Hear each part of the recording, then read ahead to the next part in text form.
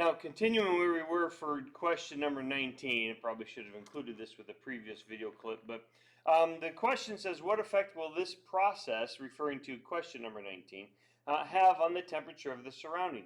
Well, anytime we have a heating curve that's going up, what that means is that the system's energy is going up, which means the surrounding has to lose the energy.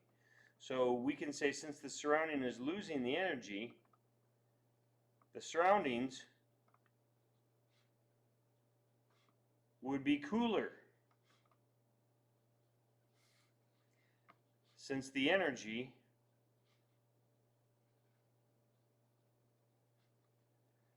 transfers from the surrounding into the system.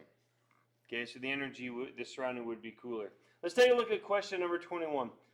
Says, what would be the final temperature of 44 grams of water starting at 100 degrees steam be if 117,000 joules were removed from the water? Well, it tells us that the energy is being removed.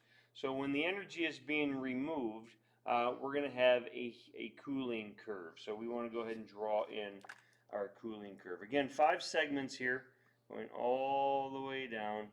And it tells us that we have steam at 100 degrees Celsius. So it's steam at 100 degrees Celsius.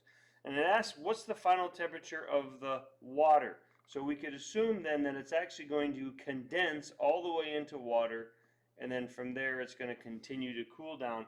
Exactly how far, we don't know. So the first thing we have to do is determine how much does the condensing process remove, how much energy is actually removed from the condensing process.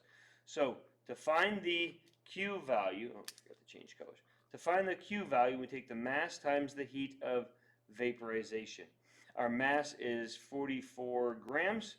Our heat of vaporization, again, when we look at our energy constants, we see the heat of vaporization is 2,260 joules per gram, and that's going to give us 99,440 joules per gram. Now that's the energy required just to condense it down.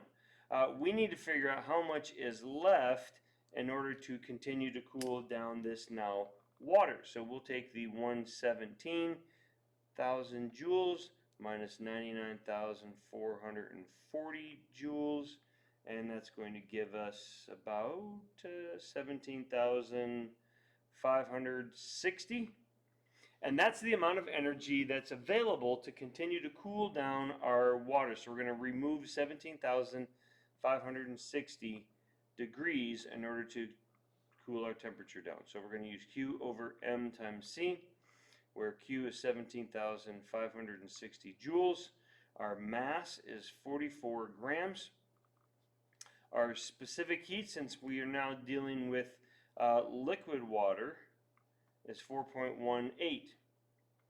When we do that, we see that it ends up being 95.5 degrees Celsius. Now remember, that is our change in temperature. You'll notice in this situation we do need to pay attention to what our starting temperature was so that we can find our final temperature. Well, our starting temperature was 100 degrees Celsius. So when you take 100 degrees Celsius minus 95.5 degrees Celsius, means it's going to come all the way back down to 4.5 degrees Celsius. So we're going to reduce our temperature way down. Now, what impact would this have on the surroundings? Question 22. Well, in this case, since the system is losing energy, then that means the surroundings is actually going to be gaining energy. So in this case, the surroundings would be warmer. Surroundings would be warmer since energy from the system transferred to the surroundings. And yes, you will need to like write out and explain. Don't just say that it's going to be warmer, say that it's warmer, but why? Give a reason.